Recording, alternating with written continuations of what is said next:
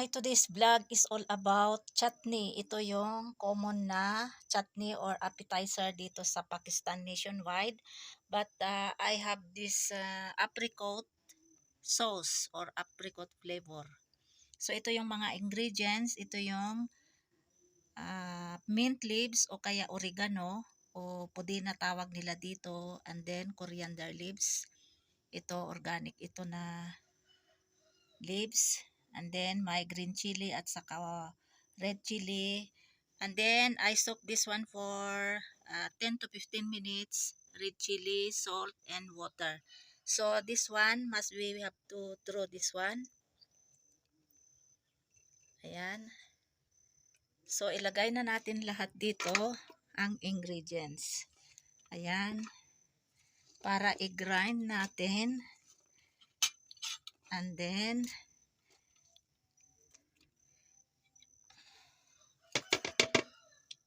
we put enough water to blend this chutney.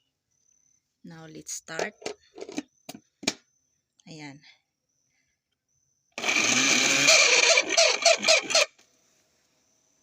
Grind or blend it in 1 minute until it will become sauce. So I think this is enough. So we have to close now. And then we have to transfer this one in a bowl.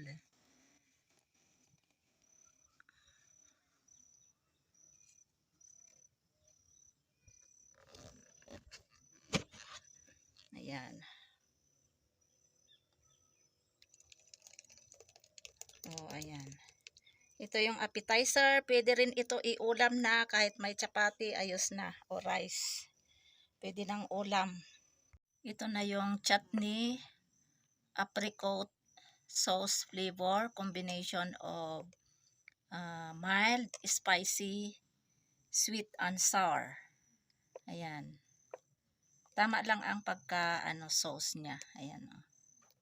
Kumain na si Lakay.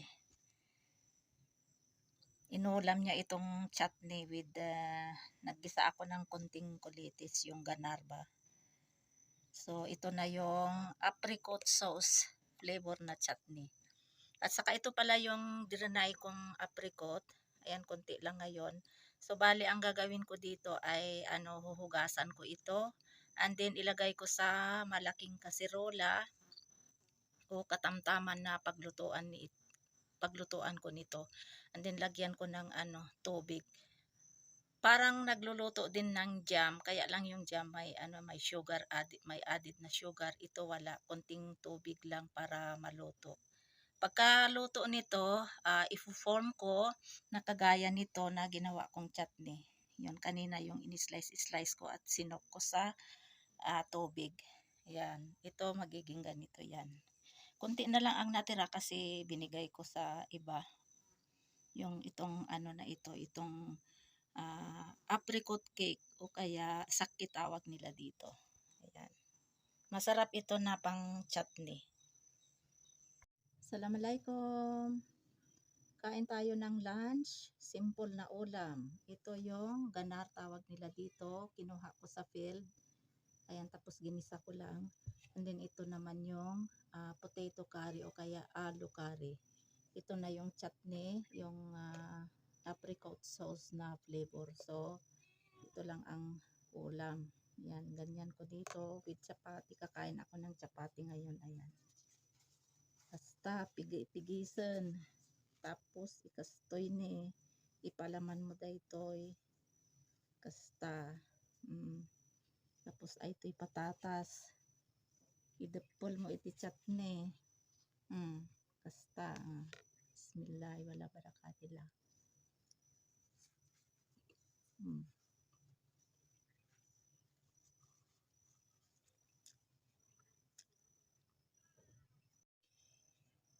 Sila kay katatapos niya lang kumain. Silang tulog pa. Si Fatma hindi pa siya dumating sa school. Mamaya pa yung darating. Sabado ngayon, today is Saturday and August 26.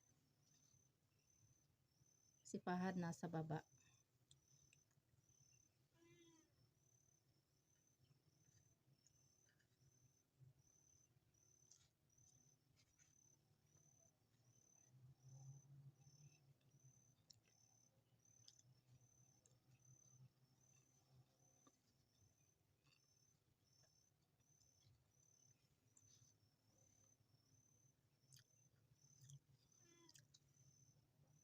Mild spicy lang ito, hindi masyado maanghang.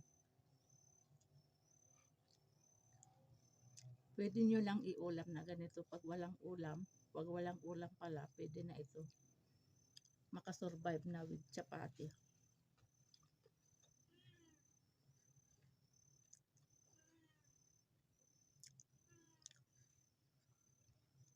Ganito kasimple sa village. May mga available na organic na gulay. Pero itong kulitis o kaya ganar, kalunay sa Ilocano. Kusa itong tumutubo pag summer.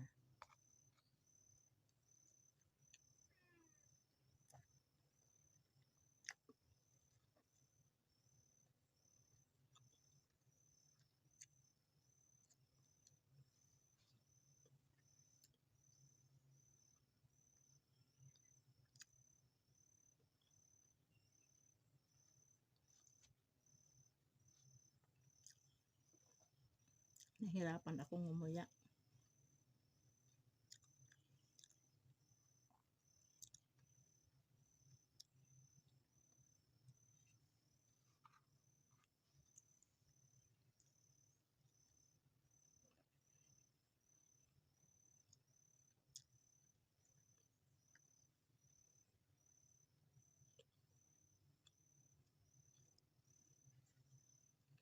Masarap ang kulitis.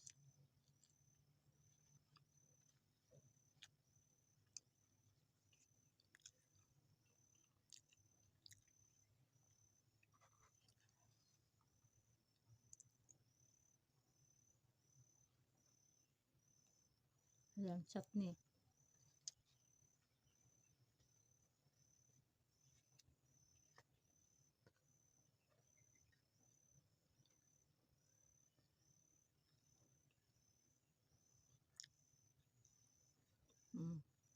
Gumlan.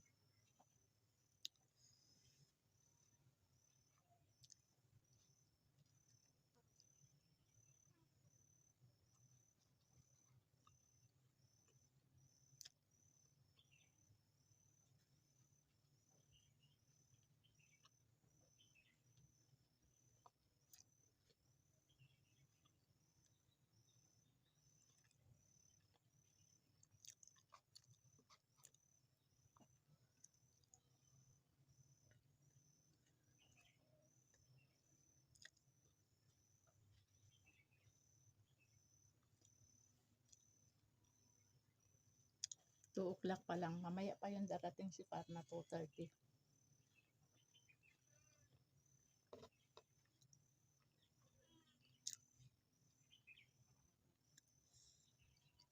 Silangga natutulog. Hindi nag-almusal silangga ngayon.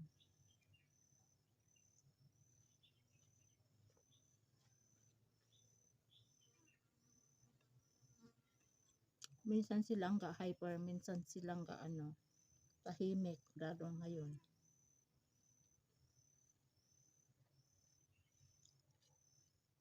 Ay, kumain pala siya konti. Kalahating chapati.